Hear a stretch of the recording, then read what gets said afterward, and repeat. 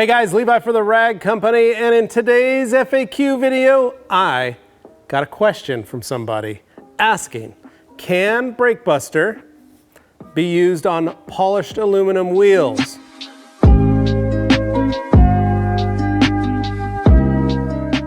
Well, the answer is no.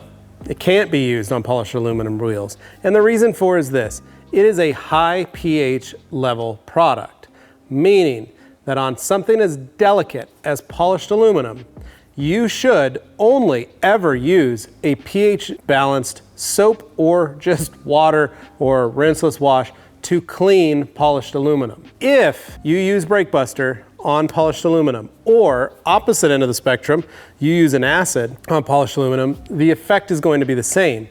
They're gonna burn, they're gonna tarnish, and you're gonna have to re-polish those wheels. So, no, do not use BrakeBuster on polished aluminum wheels. You can use them on painted aluminum, clear coated aluminum, but never use them on polished aluminum wheels. So I hope that answers your question.